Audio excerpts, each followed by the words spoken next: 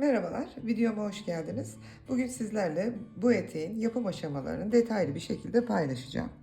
Videomu beğenip abone olmayı unutmayın. Motifimize sihirli halkamızla başlıyoruz.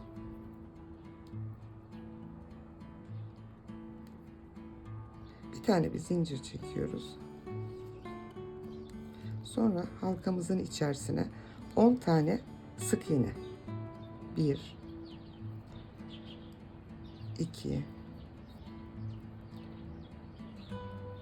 3 4 10 tane sık iğnemi yaptım. Halkamı birleştiriyorum, sıkılıyorum, sıkılayabildiğim kadar. Sonra bir zincir çekmiştim. Oraya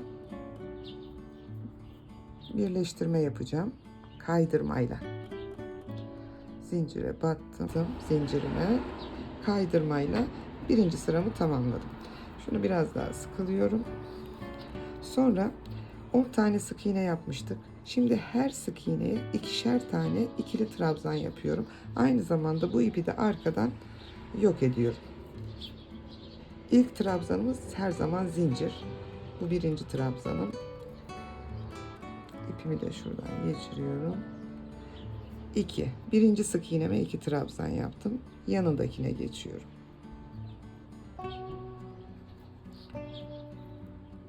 Buraya da 2 tane ikili trabzan.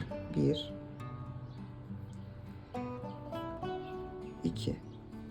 Her sık iğneme 2 tane ikili trabzan yapıyorum. Yani 20 tane ikili trabzanım olacak. Çünkü aşağıda 10 tane sık iğnem vardı. Bu sırada bu şekilde tamamlanacak. Evet, bu sırayı da tamamladım. 20 tane trabzanımı yaptım. İlk çektiğim 2 zincirin tepesine batıyorum ve kaydırmayla bu sırayı da tamamlıyorum. Şimdi 3. sıramızda 20 trabzanımız vardı. Yine 20 trabzanımız olacak ama bu sefer aralarında birer tane zincir olacak. 2 zincirimi çektim. Aradaki zincir 3. Yanındakine hemen trabzanlarımın başına batarak ikili trabzanlarımı yapmaya devam ediyorum. Bir zincir yandaki ikili trabzanımın üzerine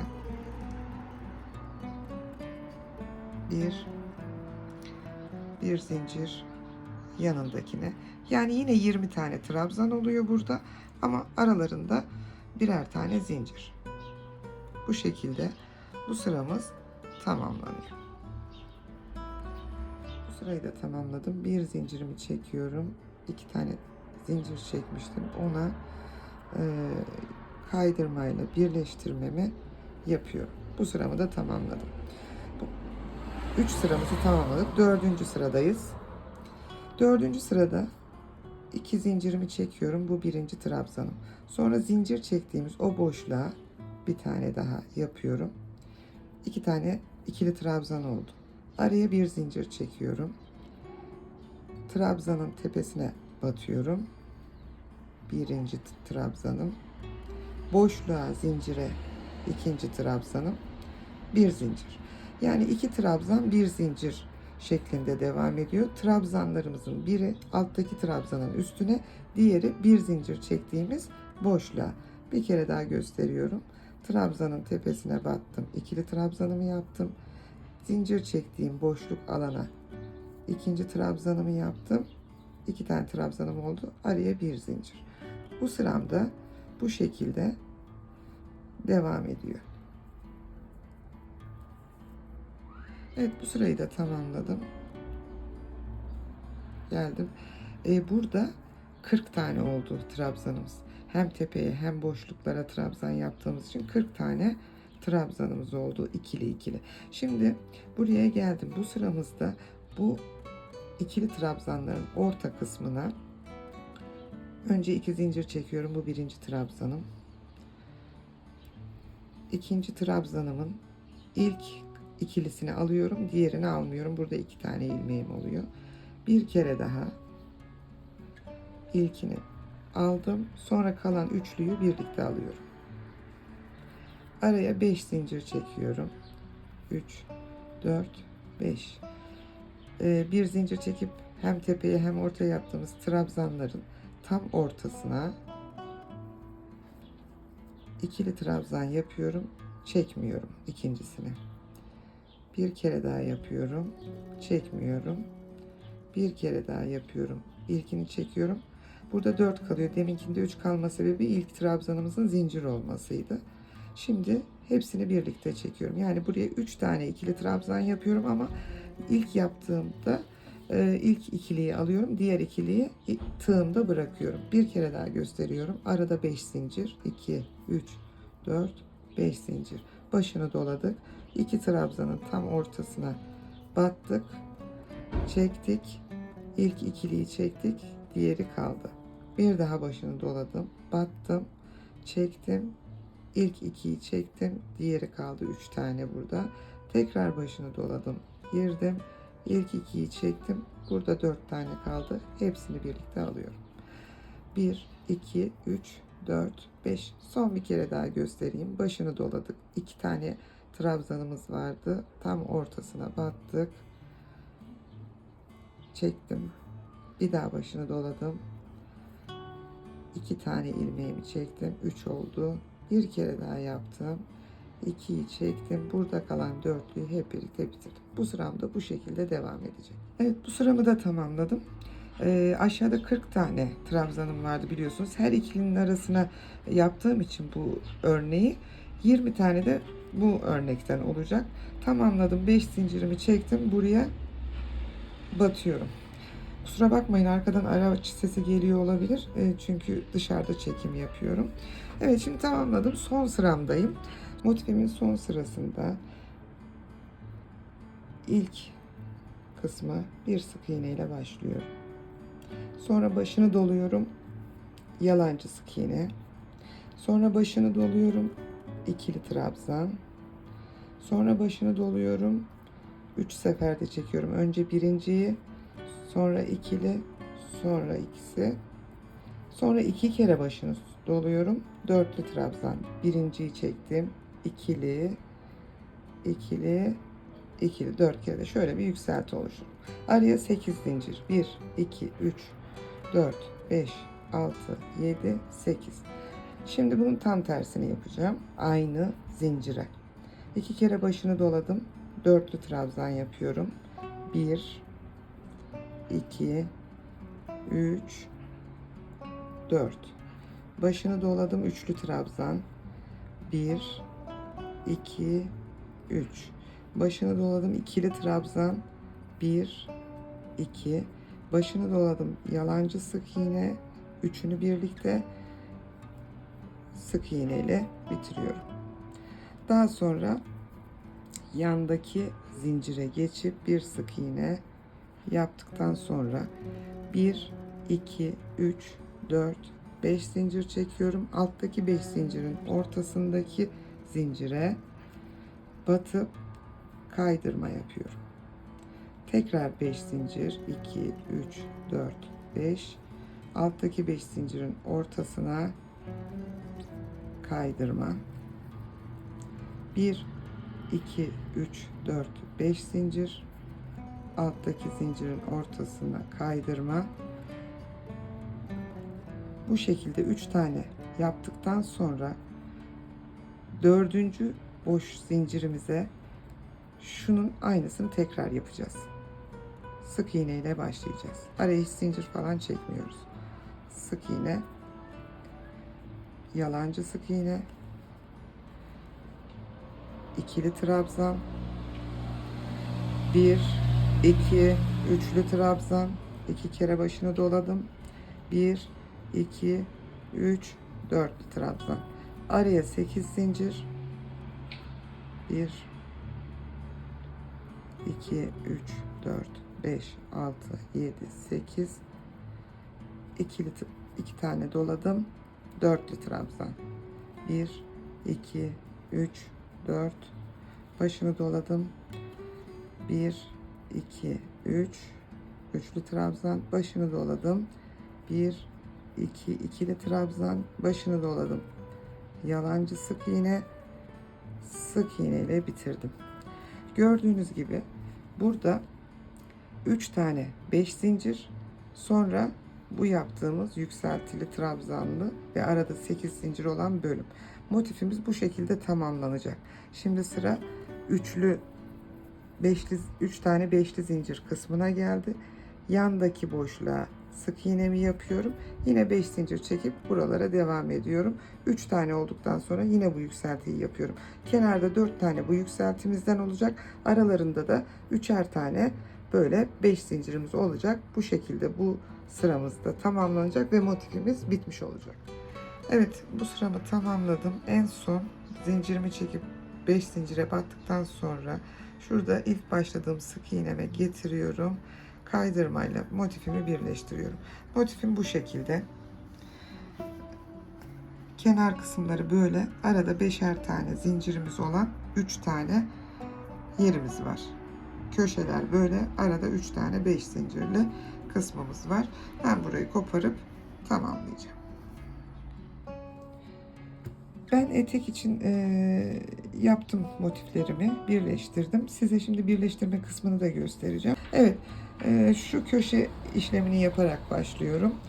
Biliyorsunuz bir sık iğne, yalancı sık iğne,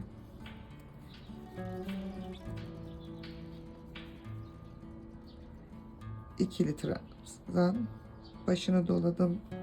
1, 2, üçlü trabzan, 2 kere doladım. Dörtlü trabzan 2 3 4 8 tane zincirimiz vardı. 4'ünü çekiyorum. 1 2 3 4. Sonra bu birleştireceğim motifteki 8 zincirimin ortasına tığımı batırıyorum ve ilmeğimi oradan geçiriyorum. Kalan 4 zincirimi de çekiyorum. 2 3 4. Sonra kaldığım yerden bu kısmı tamamlıyorum. Dörtlü trabzan,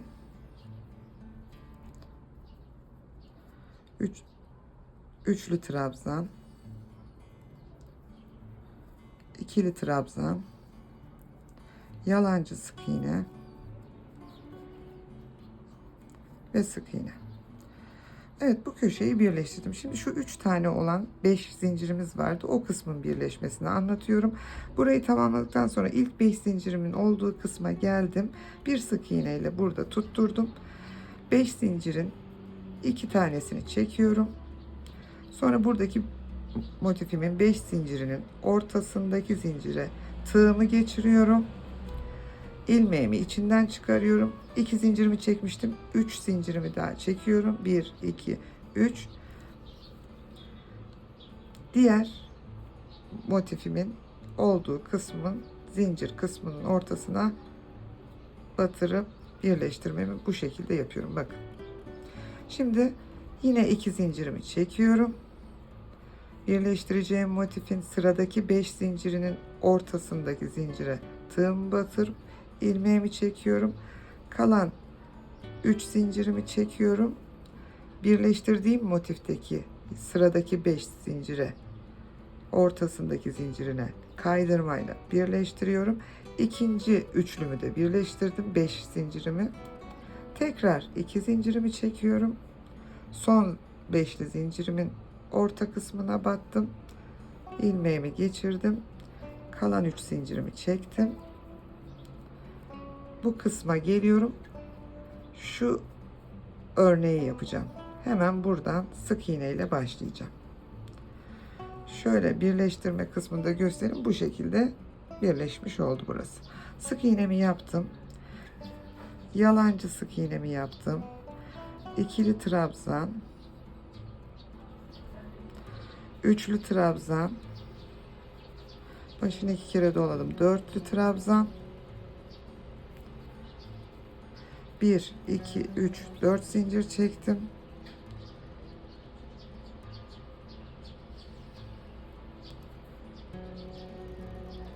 İçinden çıkarttım. 1 2 3 4.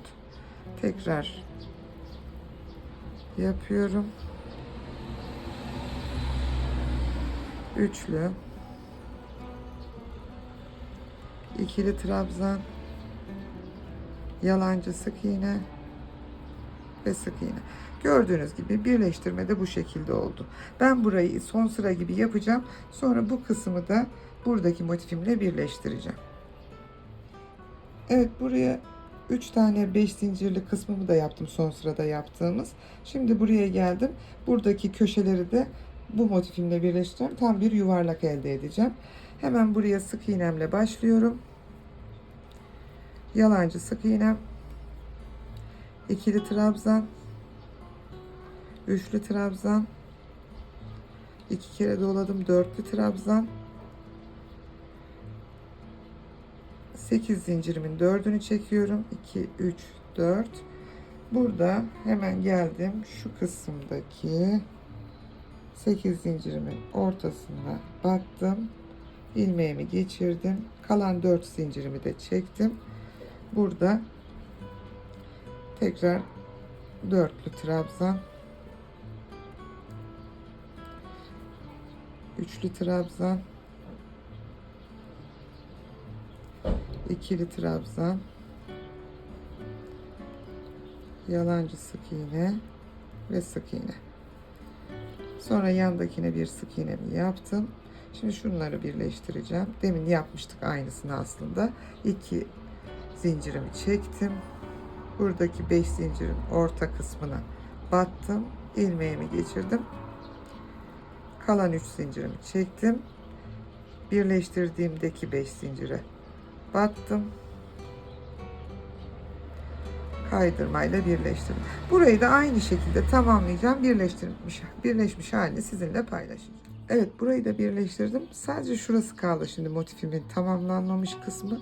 Hemen bitirdiğim yerde zincir olduğu yere sık iğnemi yaptım. 1 2 3 4 5 zincirimi çektim. Burada 3 tane 5 zincirli kısmı yapıyoruz ve motifimizi tamamlıyoruz. 3 4 5. Evet, çektik. 1 2 3 4 5. Bunu da tamamladım. Burada 3 tane beşli zincirimiz oldu. İlk başladığım yere geliyorum. Kaydırmayla buraya birleştiriyorum. Bir de zincir çekiyorum. Motifimi tamamladım. İki tarafla da birleştirdim. Bel kısmım bu şekilde olacak. Ben eteğimizin sadece bel kısmında motif olsun istiyorum. Aşağıya farklı bir model yapacağım. O modeli nasıl oluşturduğumuzu göstereceğim. İlk sırasında şu birleştirdiğimiz yerden başlıyorum. Tığımı geçirdim, ipimi çektim, bir zincir çektim. Bu kısma sık iğneler dolduruyoruz. İlk sıram sık iğne olacak. Bu sık iğneyi de siz kendi örgünüze göre ayarlayabilirsiniz. Yani bir sayı vermem çok zor. Zincirinizin gevşekliğine, sıkılığına göre değişir çünkü. İpimi de arkada kaydırıyorum. Çekme yapıyorsa sık iğnelerinize birer tane daha ekleyin. Mesela yeterli burası benim için. Şimdi buradaki trabzanların üstüne de birer tane sık iğne yapıyorum. Bu ilk sıram hep sık iğneden oluşacak. Tüm motifleri böyle dolanacağım. Trabzanlarımın, sık iğnelerimin üstünü yaptım. Zincir kısmında 5 zincirimiz vardı. Buraya da 5 ya da 4 tane sık iğne yeterli olacak. 3, sanırım 4 tane yeterli oldu. Bakıyorum şöyle, eğer sıkılık ve çekme yapıyorsa bir tane artırabilirsiniz. Bu şekilde bu sırayı tamamen bütün kısmı sık iğnelerle dolduracağım. Ondan sonraki sırada da örneğimi koymaya başlayacağım. Evet, sık iğne yaptım tüm motiflerimin altına. Şimdi örneğimi koyuyorum. Şuraya 2 zincir çekiyorum. Birinci sık iğneyi boş bırakıyorum. İkinci sık iğneden batıp ikili trabzan yapıyorum. 1 2. Yanındaki sık iğneye bir tane daha ikili trabzan. 1 2. Yine başını doluyorum. Şurada atladığım bir tane sık iğnem vardı. Dönüyorum. O sık iğneye batıyorum. İlmeğimi çekiyorum. İkili bir trabzan yapıyorum. Yani çapraz bir şekil alıyor. Şimdi başını doladım tekrar. Buradaki sık iğnem boş kalıyor. İkinci sık iğneme geldim. İkili trabzan. Tekrar başını doladım. Yanındakine bir ikili trabzan daha. Başını doladım. O atladığım sık iğneye geldim. Çapraz bir şekilde arkadan geçirdim. İkili trabzan. Örneğim hep bu şekilde devam edecek. Bir tane daha gösteriyorum. Atladım bu sık iğneyi. Diğer sık iğneye ikili trabzan. Yanına bir ikili trabzan daha. Yanındaki sık iğneye. Başını doladık. Atladığımıza döndük. Çaprazından geç. Biraz bol alıyorum bunu. Siz de öyle yapın. Çok sıkı olmasın. Çünkü üstünde çapraz bir şekilde duracak. Böyle. Bu sıram da bu şekilde devam ediyor. Evet, ben biraz ördüm örneğimi. Şimdi örnek sıra bittiğinde nasıl üstüne tekrar konuluyor o kısmı size biraz göstermek istiyorum. Şimdi sırayı bitirdim. Bakın geldim. Şurada 2 zincirle başlıyorduk örneğimize. Hemen o 2 zincirin olduğu yere batıyorum. Kaydırmayla bu sıramı birleştiriyorum. Sonra bu örneğin üzerine nasıl tekrar örnek koyacağız? 2 zincirimi çektim. Şurada bakın burası birinci trabzanımızdı. İkinci ve üçüncü trabzan. İkinci trabzandan trabzanımı yapıyorum. Üçüncüye de yapıyorum. Sonra çapraz gittiğim zincir çektiğim trabzanın kısmına batıyorum. Bu ilk başlama yerimiz bu şekilde oluyor. Bundan sonrası daha kolay. Şuradaki birinci trabzanı atlıyorsunuz. İkinci trabzandan bir, üçüncüye, sonra o atladığımıza tekrar çapraz dönüp batıyoruz. Zaten örnekte şuraya baktığınızda çok belli oluyor. Şurası atlayacağımız kısım, birleştiği yerdeki ilk gördüğümüz atlayacağımız kısım. Sonraki ikinciye ve üçüncüye trabzanlarımızı yapıyoruz. Geri dönüşü bu atladığımıza yapıyoruz. Bir kere daha gösteriyorum. Bunu atladım. İkinciye birinci trabzanımı yaptım. Yanındakine hemen ikinci trabzanımı yaptım. Doladım başını. Buradaki geriye geldim. Geniş aldım. Trabzanımı tamamladım. Örneğimiz bu şekilde üst üste konuyor ve böyle bir örnek olacak. Boyu uygun yere gelene kadar bunu tamamlayacağım. Evet, ben son sıramdayım. Son örneğimi de koyuyorum. İstediğim uzunluğa geldi. Siz bu uzunluğu kendinize göre ayarlayabilirsiniz. Buradaki kısımla yine birleştirmemi yaptım. Kaydırmayla birleştirdim. Bir tane de zincir çektim. Burayı koparıyorum.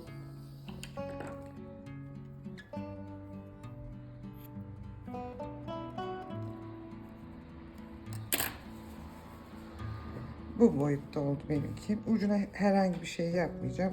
Ilık bir ütü basacağım. Çünkü düzgün bir şekilde bitti. Sadece şu kısım tam bel kısmı olduğu için buraya da bir sıra sık iğne geçiyor. Evet, şuradan ilk motif birleşme yerinden başlıyorum. Buraya bir zincirle sıkıştırıyorum. Bu ip burası biraz bol olduğu için ben bel kısmının tam oturmasını istediğim için sık iğnelerimi biraz az yapacağım. Daraltacağım yani bu kısmı sık iğnelerle.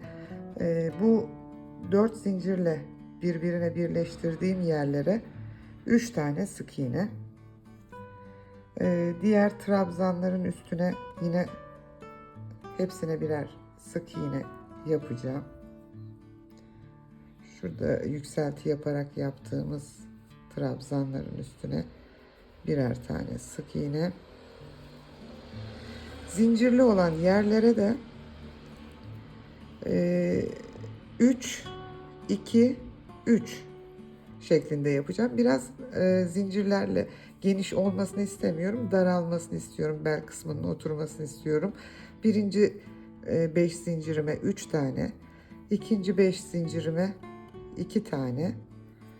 Diğer 5 zincirime de 3 tane. Bu şekilde yaptığımız zaman zincir kısımları biraz topluyor ve bel kısmı tam otursun istediğim için böyle yapıyorum. Normalde 5 zincir ise 5 sık iğne daha uygun olur ama ben daraltmak istiyorum. Siz eğer dar olmasın, tam belinize oturuyorsa sık iğne sayısını kendi isteğinize göre ayarlayabilirsiniz. Buradaki 4 zincir olan yerlere de 3'er sık iğne yapıyorum. Ben burayı tamamlayacağım ve eteğim bitmiş olacak. Evet, ben eteğimi tamamladım. Bel kısmına bir sıra sık iğne gittim. Siz isterseniz bu sık iğneyi 2 sıra yapabilirsiniz. Üstüne trabzan ekleyebilirsiniz. Motif sayınızı kendi bel kalınlığınıza göre, uzunluğunu kendi uzunluğunuza göre ayarlayabilirsiniz. Ben eteğimi tamamladım. İçine astar dikeceğim. Çünkü delikleri olduğu için iç gösteriyor. Ama siz ben astar dikmeyeceğim diyorsanız pareo etek olarak da bikinilerinizin ve mayolarınızın üzerine giyebilirsiniz. Çok fazla esnemiyor. O yüzden kendi vücut ölçülerinizi tam olarak belirleyip ona göre yapmanızı öneririm. Başka bir videoda görüşmek üzere.